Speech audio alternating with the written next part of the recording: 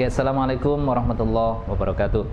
Alhamdulillah, teman-teman semuanya yang dirahmati Allah Subhanahu wa taala, bertemu kembali kita di sharing sirah, mendalami kisah, mengambil hikmah.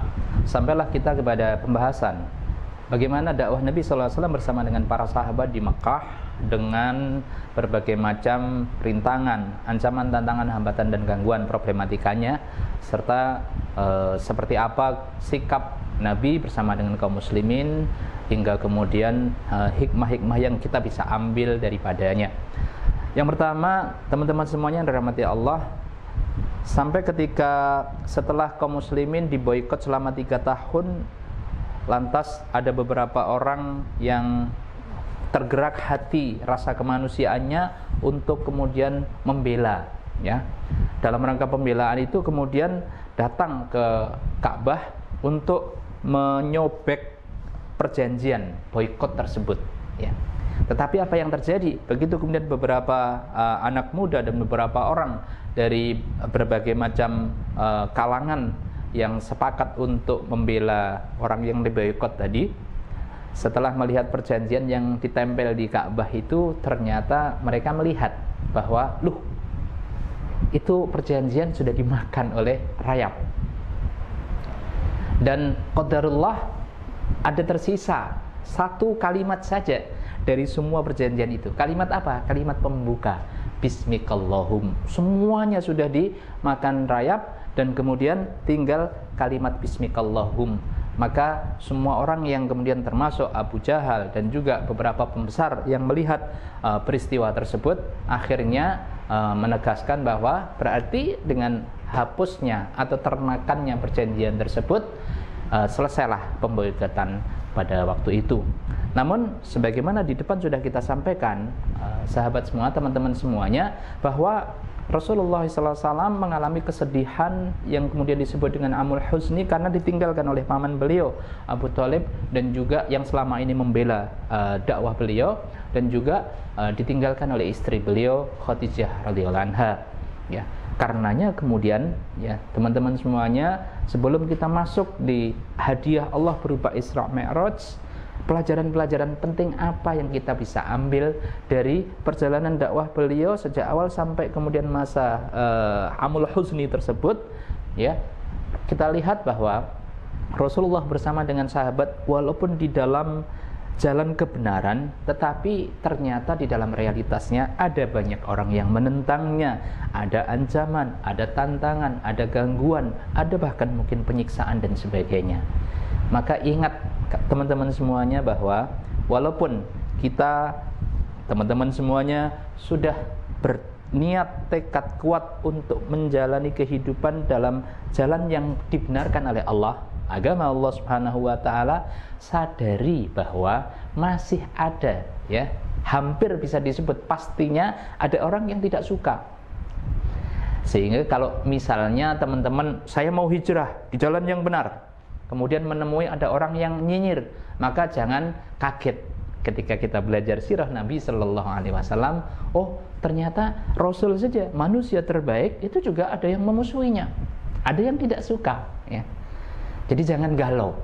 Kalau sudah yakin ini jalan yang benar, ya, kemudian kita belajar agama dengan benar, lantas kemudian kita bermaksud untuk melaksanakannya, ada orang yang mengolok-olok, ada orang yang nyinyir, ada orang yang sok munalu misalnya, ya, sok alim dan sebagainya, nggak usah kaget. Itu sunnatullah dari Rasulullah SAW bersama dengan kaum muslimin, dengan para sahabatnya di dalam dakwah, ya. Terus ketika kemudian sikapnya tidak kaget, tidak galau, tidak mungkin ada sih sedih, sedikit-sedikit saja, ya.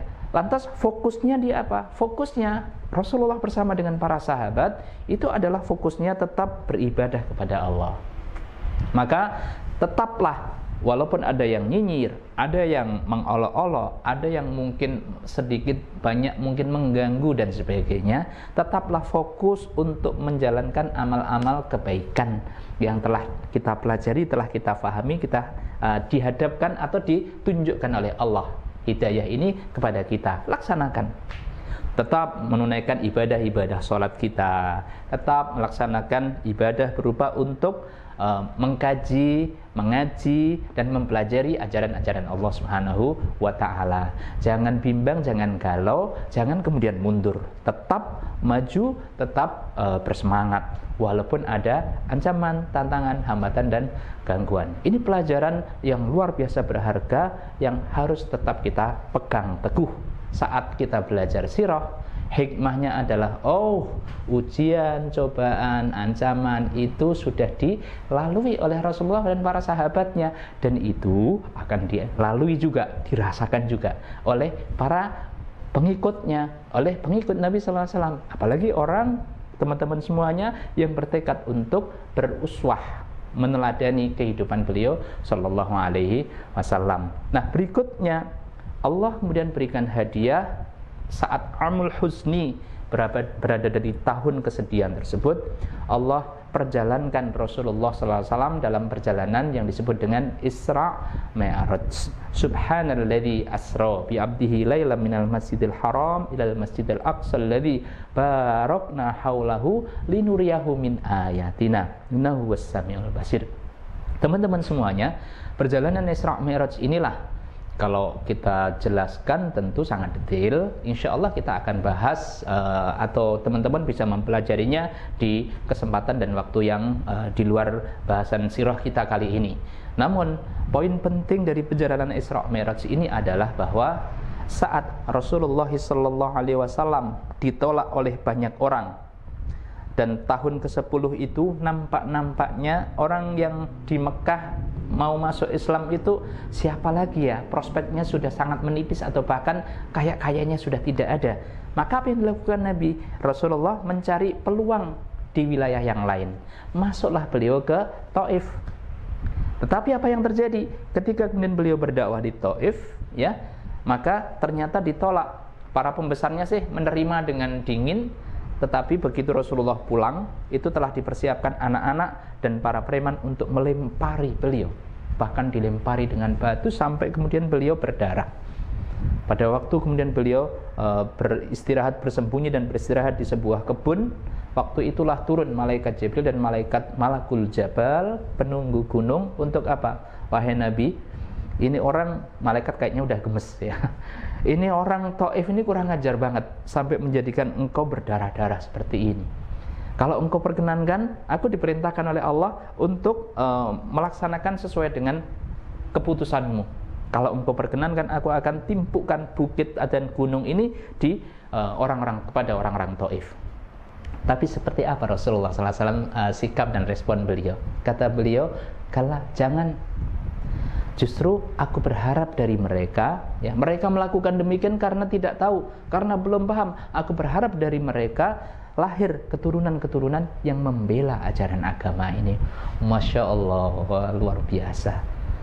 Akhlak Nabi Sallallahu Alaihi Wasallam, fokusnya beliau adalah benar-benar rahmatan lil alamin. Walaupun kemudian beliau pribadi itu disakiti, yang menjadi fokus beliau adalah bagaimana ajaran agama Allah itu bisa nyampe ke mereka dan kemudian mereka mau mengikutinya.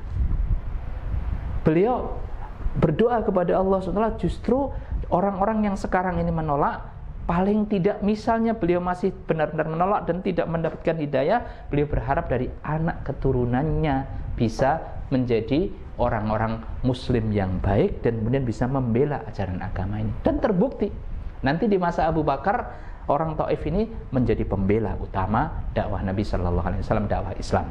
Nah, teman-teman semuanya yang dirahmati Allah Subhanahu Wa Taala, setelah kemudian beliau mengalami penolakan, di Mekah ditolak, di Taif ditolak, tetapi ternyata Allah Subhanahu wa Ta'ala yang memiliki seluruh jagat raya, yang merupakan penguasa atas seluruh penguasa ini, ternyata beliau Allah lah yang merindukan sampai kemudian Rasulullah Muhammad SAW itu dipanggil langsung untuk menghadap kepadanya dalam perjalanan dari Masjidil Haram ke Masjidil Aqsa sampai kemudian naik ke Sidratil Muntaha. Di sanalah kemudian langsung Rasulullah SAW mendapatkan perintah Allah Subhanahu wa Ta'ala yang luar biasa istimewa. Perintah itu adalah salat 5 waktu, dari awalnya 50 waktu menjadi 5 waktu. Saudara semuanya, teman-teman semuanya yang dirahmati Allah Subhanahu wa taala, indah yang luar biasa perjalanan maha dahsyat yang dilakukan, yang dialami oleh Rasulullah SAW atas perjalanan yang Allah perjalankan kepada beliau. Ini menjadi sebuah momentum untuk kemudian menjadi amal istimewa dan mulia, dan oleh-oleh terbesarnya adalah tentang sholat 5 waktu. Di samping ya manfaat-manfaat besarnya, linuriyahu min ayatina, Rasulullah SAW dipertemukan dengan para nabi dan para rasul yang dakwahnya boleh jadi saat Rasulullah di 10 tahun pertama itu mengalami penolakan yang begitu besar, Rasulullah bertemu kemudian nanti dengan para nabi. Nabi Nuh misalnya, Masya Allah, berdakwah 950 tahun, pengikutnya hanya dalam riwayat 70 atau 80 orang saja. Dalam perjalanan dakwah yang luar biasa, maka bertambahlah kemudian semangat dakwah Nabi Sallallahu Alaihi Wasallam, tumbuh subur lagi, semakin bersemangat dakwah beliau. Dan pasca kemudian perjalanan Isra Mi'raj ini, sekali lagi teman-teman semuanya yang dirahmati Allah Subhanahu wa taala, Rasulullah Sallallahu Alaihi Wasallam sepulang itu kemudian tentu ya mengalami kemudian olok-olok lagi, ujian lagi, cobaan lagi ya, sampai-sampai Abu Bakar As-Siddiq yang merupakan orang yang sejak awal menjadi orang yang mempercayai beliau, ikut masuk Islam, dakwah, ikut berdakwah bersama dengan Rasulullah SAW, didatangi oleh Abu Jahal. Abu Bakar, kayaknya temanmu sudah kehabisan akal, kehabisan cara.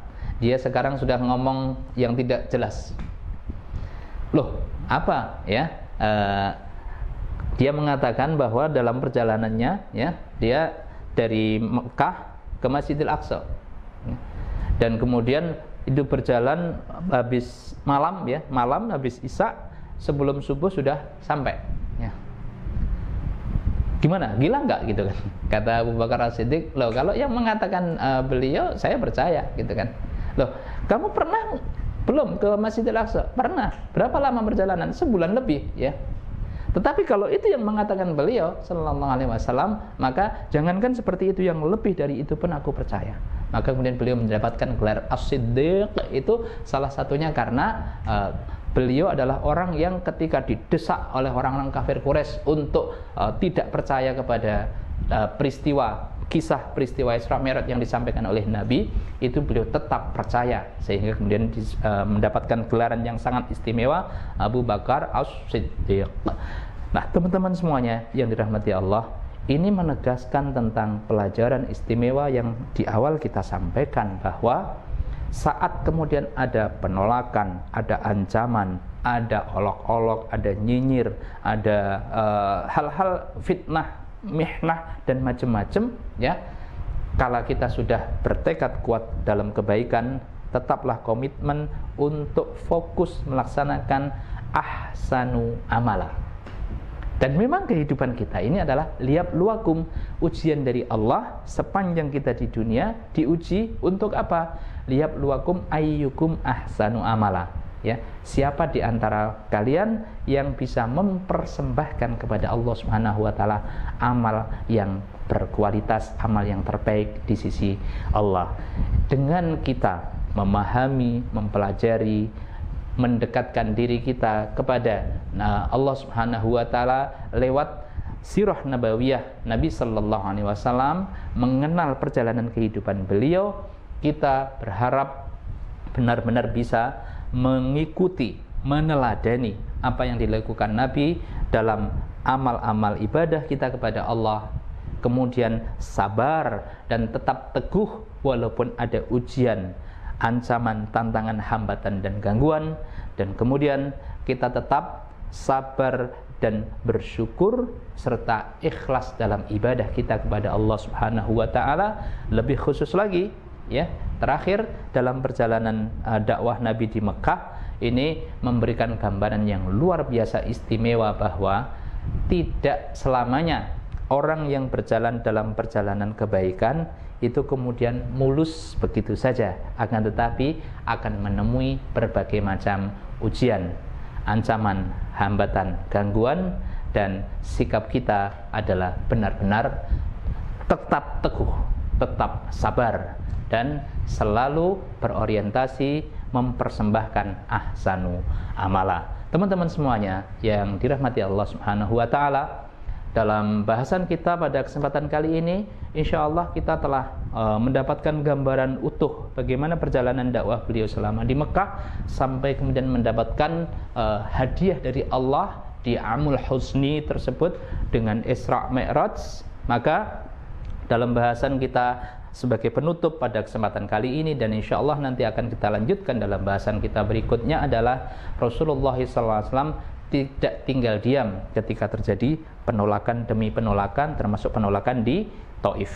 Apa yang beliau lakukan saat kemudian beliau telah berhasil bisa untuk masuk lagi ke Mekah?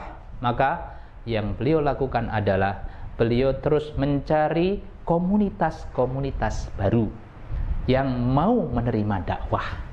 Pada setiap musim haji, beliau kemudian berusaha untuk menemui satu kaum demi beberapa kaum yang melakukan perjalanan haji saat datang ke Mekah.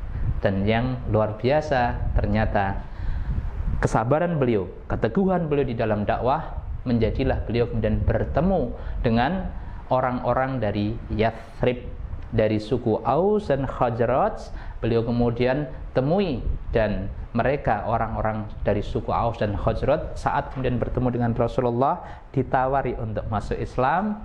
Mereka di Bukit Aqabah itu bertemu dengan Nabi.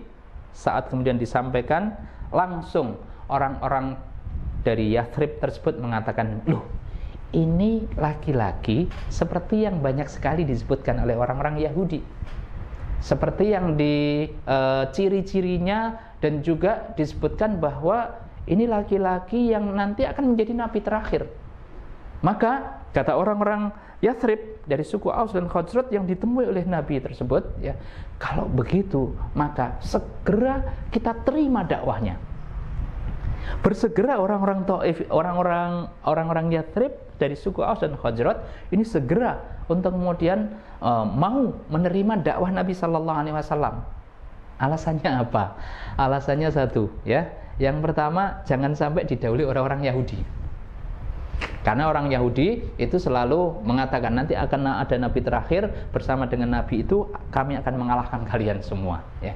Maka sebelum bertemu dengan orang-orang Yahudi, kita dahului yang pertama. Yang kedua, ya Allah bukakan hatinya untuk menerima fitrah, ajaran agama Islam yang dibawa oleh Nabi Sallallahu Alaihi Wasallam.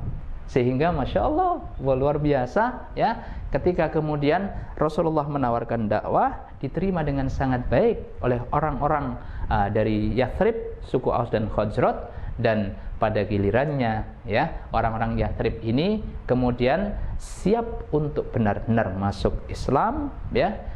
Dan terjadilah kemudian Bai'atul Aqabah yang pertama, ya.